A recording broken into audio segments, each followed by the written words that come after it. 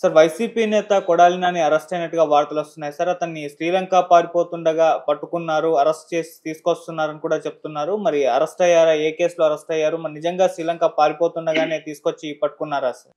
Kodali Nani arrest అనేది పెద్ద shocking వార్త ఏం కాదు నిజానికి. ఎప్పటినుంచో ఆయన అరెస్ట్ చేస్తారని డే వన్ నుంచి కూడా అంటున్నారు. ఎందుకంటే తెలుగుదేశంలో ఉండే లేదా జనసేనలో ఉండే ప్రతి కార్యకర్త ఇద్దరి మీద రగిలిపోతూ ఉంటారు. అందులో నాని నెంబర్ 1 అయితే నెంబర్ 2 వల్లభనేని వంశీ.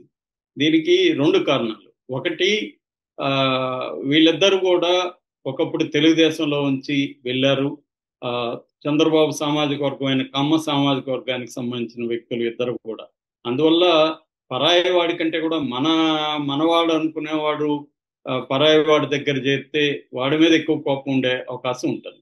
రెండవది, వీళ్ళిద్దరికి నోటితోలు ఎక్కువ. వీళ్ళిద్దరూ పర్సనల్ గా ఇటు చంద్రబాబు ఫ్యామిలీని, లోకేష్ పుట్టుక గురించి చాలా దారుణంగా, అట్లాగే పవన్ కళ్యాణ్ వ్యక్తుల గురించి, వ్యక్తుల కుటుంబాల గురించి చాలా నీచంగా మాట్లాడే సంస్కృతి ఇద్దరికి ఉంది. అందులో కొడాలి నాని నెంబర్ 1 అని చెప్పొచ్చు. అతని నోరు తెరిస్తే బూతులే. అసలు అంత దారుణంగా ఎవరు మాట్లాడరు. అంత దారుణంగా మాట్లాడిన అవసరం కూడా లేదు. అలాంటిది జగన్ కూడా వాళ్ళని ఎంకరేజ్ చేయడం, అలాంటి మాట్లాడుతున్న కొడాలి నానికి మంత్రి పదవి కట్టబెట్టడం, ఇవన్నీ కూడా అప్పుడు తీవ్ర విమర్శలు వచ్చాయి. ఎందుకంటే తెలుగుదేశంలో కూడా ఇలా మాట్లాడే వాళ్ళు చాలా మంది ఉంటే, తెలుగుదేశంలో కూడా చంద్రబాబు కూడా అదే పని చేశాడు. వాళ్ళకి చాలా మంచి పదవులు ఇచ్చాడు. ఇప్పుడు కూడా వాళ్ళు మంత్రి పదవుల్లో, ఇంకా పెద్ద పదవుల్లో ఉన్న వాళ్ళు ఉన్నారు. గతంలో ఇలాగే మాట్లాడిన వాళ్ళు, ముఖ్యమంత్రిని పట్టుకొని సైకో అని ఇంకా బండబూతులు మాట్లాడిన వాళ్ళు ఇవాళ ఎంత పెద్ద పదవులు ఉన్నారో అందరికీ తెలుసు. అంటే ఇది అన్ని పార్టీల్లో కూడా ఈ సంస్కృతిని ప్రోత్సహిస్తున్నారు. ఇక్కడ కూడా తెలంగాణలో కూడా రేవంత్ రెడ్డి మీద ఇదే విమర్శలు ఉన్నాయి, కేసీఆర్ మీద విమర్శలు ఉన్నాయి, కేటీఆర్ కూడా ఇలాగే మాట్లాడతాడని విమర్శలు ఉన్నాయి. ఇక్కడ కూడా అలాంటి సంస్కృతి పెరుగుతోంది. అంటే ఒక ఇష్యూ బేస్డ్ క్రిటిసిజం కాకుండా, సమస్యని గురించి మాట్లాడకుండా వ్యక్తుల మీద మాట్లాడడం. మామూలుగా నేను చాలాసార్లు ఒక సామెత చెప్తుంటా, అదేంటంటే శత్రువు మనల్ని కొడితే ఆ దెబ్బ ప్రజలకు తగలాలి, మనం శత్రువుని కొడితే ఆ దెబ్బ శత్రువుకే తగలాలి. అది వదిలేసి రాజకీయాల్లో వీళ్ళు ఏం చేస్తున్నారంటే, వీళ్ళు దెబ్బ కొడుతున్నాం అనుకుంటున్నారు కానీ అది ప్రజలకు వెళ్ళి తగులుతుంది. వీళ్ళు కొట్టే దెబ్బలన్నీ ప్రజల్లోకి వెళ్ళి తగులుతుంది. అంటే ప్రజలు ఏమనుకుంటారు, వీడు ఇంత దారుణంగా మాట్లాడుతున్నాడు, వీడు మనిషేనా అని. చంద్రబాబు అంటే నచ్చని వాళ్ళు కూడా చంద్రబాబు నాయుడు ఫ్యామిలీని అలా మాట్లాడడం పట్ల వ్యతిరేకత అనేది పెరుగుతుంది. అది వీళ్ళు పట్టించుకోవట్లేదు అనమాట. అంటే బూతులు తిట్టి ఆనందించడం, బూతులు తిట్టిన వాళ్ళకి ఎంకరేజ్మెంట్ చేయడం అనేది 2 పార్టీల నాయకులు కూడా చేస్తున్నారు. లోకేష్ ఓపెన్ గా కూడా ఇప్పుడు అనౌన్స్ చేశాడు, మీరు ఎన్ని కేసుల్లో ఉంటే నేను మీకు అన్ని పదవులు ఇస్తానని. ఇది కాదు, మీరు ఎంత ప్రజలకి సేవ చేస్తే అంత పదవులు ఇస్తానని మాట్లాడాలి తప్ప, మీరు ఎన్ని కేసులు పెట్టించుకొని వస్తే అంత ఇస్తానని మాట్లాడడం అనేది కరెక్ట్ కాదు. అందువల్ల పీపుల్ సెంట్రిక్ పాలిటిక్స్, ప్రజల కేంద్రంగా రాజకీయాలు చేయడం మానేసి వీళ్ళు ఒకరిని వ్యక్తులు తిట్టుకోవడం, పోనీ అట్లా ఉంటారా వీళ్ళు, మళ్ళీ కలిసిపోతారు, అట్లా బూతులు తిట్టుకున్న వాళ్ళంతా మళ్ళీ ఈ పార్టీలోకి వస్తారు, ఆ పార్టీలోకి వెళ్తారు. మనకు ఆశ్చర్యం వేస్తుంది, ఇన్ని బూతులు తిట్టిన వాళ్ళు ఎలా వచ్చారండి. ఇప్పుడు షర్మిల ఎవరిని, మన రేవంత్ రెడ్డిని దొంగ అని పిలిచింది. ఇప్పుడు వాళ్ళిద్దరూ ఒకటైపోయి మళ్ళీ పెళ్లిళ్ళు పిలుచుకోవడాలు అన్నీ కలిసిపోయారు. కానీ సో దీనివల్ల ఏమవుతుందంటే, ఒక బ్యాడ్ కల్చర్ని వీళ్ళు ఇంట్రడ్యూస్ చేసి తీసుకెళ్లారు.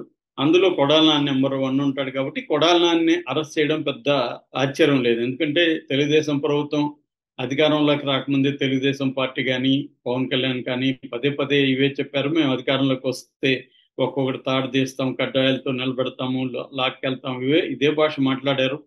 సో అదే చేస్తున్నారు కూడా. సో అందువల్ల ఆల్రెడీ ఇప్పుడు వల్లభనేని వంశీ గత 4 నెలల నుంచి జైల్లో ఉన్నాడు. అతన్ని జగన్ బయటికి తీసుకురావడంలో ఫెయిల్ అయ్యాడు. కోర్టుల్లో కేసులు బెయిల్లో వస్తున్నా కూడా కొత్త కేసులు పెట్టి లోపలేస్తున్నారు.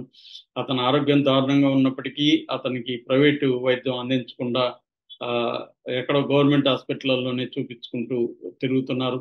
సో ఈ నేపథ్యంలో కొడాలి నాని పరిస్థితి ఏంటంటే, కొడాలి నాని ఎందుకు ఇంకా అరెస్ట్ చేయలేదని తీవ్రమైన ఒత్తిడి. వీళ్ళు గతంలో ఇలాగా ప్రకటనలు ఇచ్చి రెడ్ బుక్ లో మేము పేర్లు ఇవన్నీ ప్రిపేర్ చేస్తారు కార్యకర్తలను కూడా.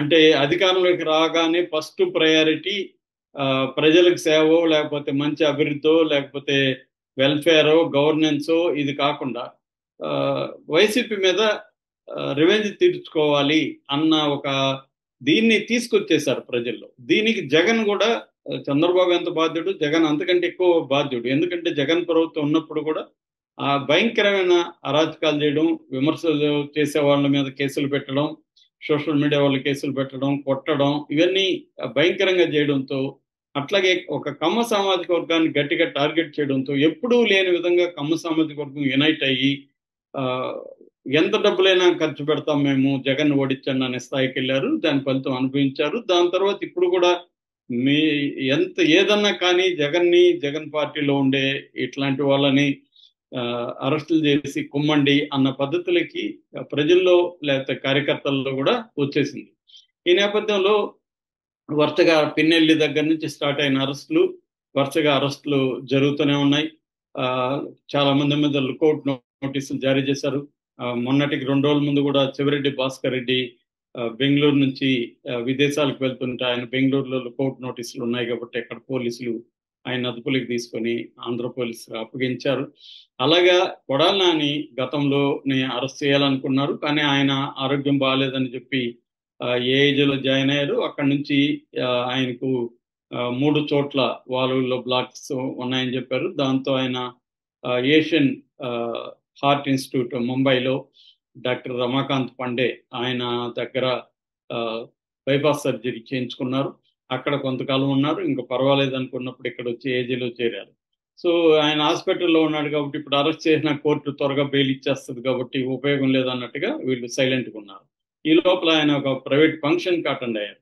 సో అంటే ఆయన బాగానే ఉన్నాడు కదా, ఈయన పారిపోతాడేమో అన్నట్టుగా తెలుగుదేశం నాయకులు డీజీపీకి కంప్లైంట్ ఇచ్చారు. ఆయన పారిపోయే అవకాశాలు ఉన్నాయి, అమెరికాకు పారిపోతున్నాడు అని చెప్తున్నారు అని ఇచ్చారు. దాంతో డీజీపీ ఎల్ఓసి అంటారు, లుకౌట్ నోటీస్ అంటారు, ఈ లుకౌట్ నోటీసుల్ని జారీ చేశారు. ఈ లుకౌట్ నోటీసులు అనేవి అన్ని ఎయిర్పోర్ట్లకి వెళ్ళిపోతాయి అనమాట. వీళ్ళ ఫోటోలు, వీళ్ళ పాస్పోర్ట్ వివరాలు అన్ని వెళ్ళిపోతాయి.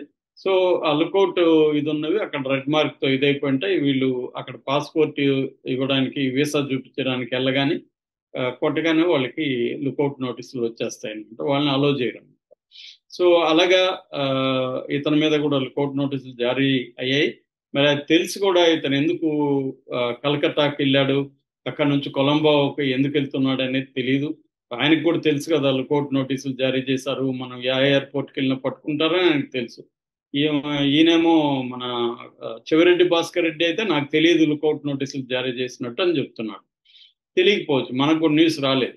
కానీ కొడాలి నానికి లుకౌట్ నోటీసులు జారీ చేసినట్టు మనం కూడా ఒక స్టోరీ కూడా చెప్పుకున్నాం. సో క్లియర్గా లుకౌట్ నోటీసులు ఉన్నప్పుడు అతను ఎందుకు వెళ్ళాడో తెలియదు. మొత్తానికి కలకటా నుంచి వెళ్తే అక్కడికి లుకౌట్ నోటీసులు వెళ్ళలేదు అనుకున్నాడా ఏమో తెలియదు. అతని లాజిక్ ఏదో ఉంటుంది కదా, అతనే అమాయకుడు కాదు. సో ముంబై వెళ్ళి, ముంబై నుంచి కలకత్తా వెళ్ళి, అక్కడి నుంచి కొలంబో పారిపోవాలని ప్లాన్ చేశాడని చెప్తున్నారు. అక్కడ వాళ్ళు ఎయిర్పోర్ట్ లో అధికారులు పట్టుకొని అతన్ని ఇక్కడ గవర్నమెంట్ కి ఇన్ఫార్మ్ చేశారు. ఇక్కడ నుంచి పోలీసులు వెళ్ళి కలకత్తా నుంచి ఆయన్ని తీసుకొస్తున్నారని చెప్తున్నారు. అసలు ఆయన మీద ఏ కేసులు ఉన్నాయంటే ఒక కేసు కాదు, అది చాలా పెద్ద కేసులు ఉన్నాయి. రైతు మోషే అని అతను ఇతని మీద ఒక కేసు పెట్టాడు. అతని పొలాన్ని, అతని ఆస్తులను ఆక్యుపై చేశాడని, వాలంటీర్లను బలవంతంగా రాజీనామా చేశారని ఒక కేసు ఉంది. తర్వాత ఇంకా దుర్వ్యాఖ్యలు అంటే వీళ్ళని అందరూ బూతులు తిట్టడం, దాని మీద చాలా కేసులు ఉన్నాయి. అవి కాకుండా ఇసుక కుంభకోణం, మట్టి కుంభకోణం, భూ కుంభకోణాలు, వీటి మీద కేసులు, రకరకాల కేసులు ఉన్నాయి. తర్వాత ఈ టిట్కో ఇళ్లలో అవకతవకల మీద కేసులు ఉన్నాయి. ముఖ్యంగా జగనన్న కాలనీలో మెరక దీన్ని అమ్మేసి దాదాపు 45 కోట్లు ఆయన అవినీతికి పాల్పడ్డాడని అంటున్నారు. అట్లాగే విద్యుత్ దీంట్లో మీటర్లు వాటికి సంబంధించి అక్రమాల్లో విజిలెన్స్ కమిషన్ ఇతను నేరం చేశాడని తేల్చింది. అట్లాగే 2022లో అక్రమంగా క్యాసినో నిర్వహించాడని ఒక కేసు ఉంది. ఆటో నగర్లో ఒక గోడౌన్లో మద్యం ఉంటే అక్రమంగా దాన్ని ఖాళీ చేయించాడని ఆయన మీద కేసు ఉంది. దాంతో అప్పుడు జేసీ మాధవీలత కలెక్టర్ మీద కూడా కలిపి కేసు పెట్టారు. తర్వాత భీమేశ్వర స్వామి, వేణుగోపాల స్వామికి సంబంధించిన భూములు 9 ఎకరాలు ఇతను ఆక్యుపై చేశాడు, ఆ ఫైల్ కూడా మాయం చేశాడు అనేది కూడా కేసు ఉంది. ఇప్పుడు మనకు తెలిసిన కేసులు ఇవి అనమాట. ఇంకా మనకు తెలియని కేసులు కూడా చాలా ఉండొచ్చు. సో ఇతను అరెస్ట్ అయితే మాత్రం వల్లభనేని వంశీ అయినా త్వరగా వస్తాడేమో కానీ ఇతనైతే త్వరగా రాడు. అందుకని ఇతను కూడా ముందుగానే ప్రిపేర్ అయ్యి ఆరోగ్యం అన్ని చూసుకొని ఇంకా జైల్లోకి వెళ్ళినా పర్వాలేదు అనుకొని ఉన్నట్టుగా ఉన్నాడు. సో అతనికే తెలుసు ఎప్పటికైనా మనం జైల్లోకి పోవాల్సిందని. దానికి సంబంధించిన యోగా ప్రాక్టీస్ చేసి కింద పడుకోవడం ప్రాక్టీస్ చేసి జైల్లో పరిస్థితులు ఎలా ఉంటాయో దానికి తగినట్టు బయటే కొద్ది రోజులు ప్రాక్టీస్ చేసి వీళ్ళు వెళ్తున్నట్టుగా మనకు తెలుస్తుంది. ఎందుకంటే వీళ్ళందరికీ తెలుసు జైలుకి వెళ్ళక